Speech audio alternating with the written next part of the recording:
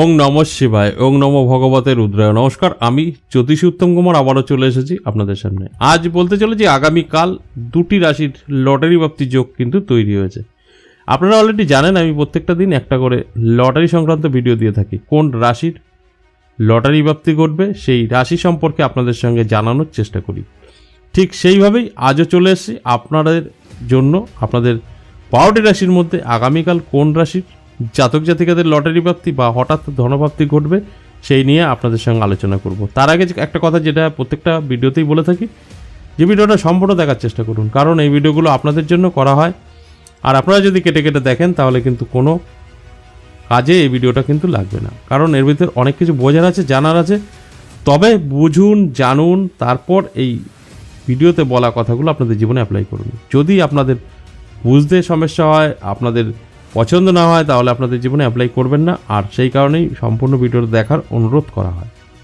যাই হোক, যে বিষয়টা নিয়ে আমি আজ আপনাদের সঙ্গে আলোচনা করতে আসছি সেটা হচ্ছে আগামীকালের লটারি প্রাপ্তি কোন কোন রাশির জন্য প্রযোজ্য। আর আগামীকালের জন্য দুটো রাশি কিন্তু উঠে আসছে।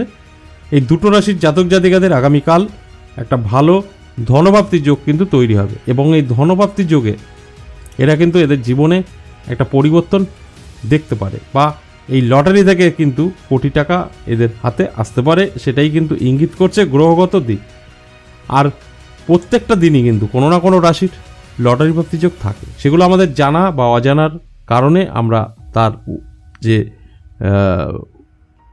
ক্ষমতাটা আমরা কিন্তু ব্যবহার করতে পারি না, বা সেই সুযোগটা আমরা নিতে পারি না। সেই সুযোগটা আমরা জানি না বা নিতে পারি না। সেই কারণেই আপনাদের কথা মাথায় রেখে আমি কিন্তু আলোচনা, গবেষণা, বিশ্লেষণ করে এই কোন রাশির জাতক জাতিকাদের এই হঠাৎ ধনপ্রাপ্তি যোগ থাকতে পারে সেই নিয়ে আপনাদের সঙ্গে আলোচনা করে বোঝানোর চেষ্টা করি। যেরকম আগামীকাল দুটো যে রাশির লটারি প্রাপ্তি ঘটবে সেটা কিন্তু আমি চ্যালেঞ্জ দিয়ে বলতে পারি যে এই দুটো রাশির জাতক জাতিকারা ছোট বা বড় প্রাইস কিন্তু আগামীকাল পেতে পারে।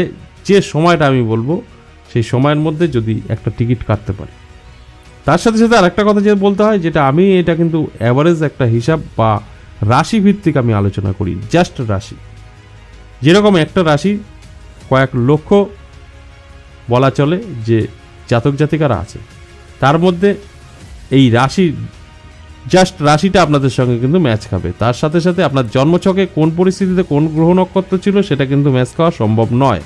অর্থাৎ আপনারা রাশি শুনেই আপনার রাশির সঙ্গে কিন্তু গুলিয়ে ফেলবেন না। যদি আপনাদের জানা থাকে, জন্মছক বিচার করা থাকে, তাহলে তো ঠিক আছে, আপনারা জেনে নিচ্ছেন যে আপনার জন্মছকে এই যে লটারি প্রাপ্তির যোগে যে তিনটে গ্রহ ভালো অবস্থায় থাকতে হয়, রাহু, শুক্র, মঙ্গল, এগুলো আপনার কী অবস্থায় আছে সেগুলো তো আপনারা জেনে নিলেন। যাদের জানা নেই তারা কি করবেন, তারা তো বুঝতে পারবেন না। সেক্ষেত্রে আমি কিন্তু আপনাদের বলি প্রত্যেকেরই একটা ট্রাই করতে পারেন। যদি আপনার আশেপাশে দিয়ে বেরিয়ে গেল বা এক নম্বরে অসুবিধা হলো, তখন কিন্তু বুঝতে হবে যে আপনার জন্মছকে কোনো না কোনো প্রবলেম আছে। আর একটা কথা এই ভিডিওতে বলতে হয়, সেটা হচ্ছে আমার একটা চ্যানেল আছে, সেটা হচ্ছে জ্যোতিষী উত্তম কুমার। ওই চ্যানেলে কিন্তু আমি কয়েকদিন ধরে এই হাতের ব্যাপারে ভিডিও আপনাদের জন্য দিচ্ছি, কারণ এই জন্মরাশি এই ব্যাপারটা কিন্তু অনেকের জানা নেই যে আপনার জন্ম কবে। আপনি যদি সঠিক জন্ম সময়, জন্ম মাস, তারিখ না বলতে পারেন, আপনার রাশি কিন্তু মিলবে না সম্পূর্ণভাবে। আর সেখান থেকে আপনারা কিন্তু বুঝতে পারবেন না। কিন্তু আপনারা ভিডিও দেখেন, আপনারা আশায় বসে থাকেন আপনার ভাগ্য কবে ভালো আছে, লটারি প্রাপ্তি আছে কি না, এগুলো কিন্তু আপনারা আপনাদের জন্মদিন ঠিকঠাক মতো না বলতে পারার কারণে আপনারা কিন্তু এই জন্মকুণ্ডলী আপনারা জানতে পারেন না, রাশি আপনার কি, আপনার এই আমি যে কথাগুলি বলি আপনার জীবনে সেগুলো মিলবে কি না সেগুলো কিন্তু আপনারা বুঝতে পারেন না। তাদের ক্ষেত্রে কিন্তু আমি হাত সম্পর্কে আলোচনা করব, কারণ ওইটা সম্পূর্ণ আপনার হাত দেখে, আপনার হাতের কোন রেখা কোন অবস্থায় থাকলে, কোথায় শুভ চিহ্ন থাকলে আপনি ধনবান, কোটিপতি, বা আমার যে কথাগুলো বলি সেগুলো আপনার জীবনে মিলবে কি না সেগুলো কিন্তু আপনারা ওই ভিডিওটা দেখলে বুঝতে পারবেন। কারণ হাত সবার সাথেই থাকে। হয়তো আপনার জন্ম তারিখ, দিন, এগুলো আপনার মা বা আপনার যারা আগেকার দিনের লোকেরা আছেন, আপনার বয়োজ্যেষ্ঠ, তারা আপনার বলে দেবে, কিন্তু হাত তো আর কাউকে বলতে হবে না, হাত আপনার সাথেই আছে। আমি হাতের সম্পর্কে আপনাদের সঙ্গে আলোচনা করব। আপনারা নিজেদের হাত মিলিয়ে নেবেন, কারোর কাছে যেতে হবে না, নিজেরাই বুঝে যাবেন আপনার ভাগ্য কতটা ভালো কতটা খারাপ। সেটা কিন্তু আপনারা নিজেরাই উপলব্ধি করতে পারবেন। অর্থাৎ আমি হস্তরেখা দিয়ে আমি আপনাদের বোঝানোর চেষ্টা করব, সেখানে আপনার জন্ম রাশি লগ্ন এগুলোর প্রশ্ন নেই বা প্রয়োজনও নেই, সেখান থেকে কিন্তু আপনারা জেনে নিতে পারবেন।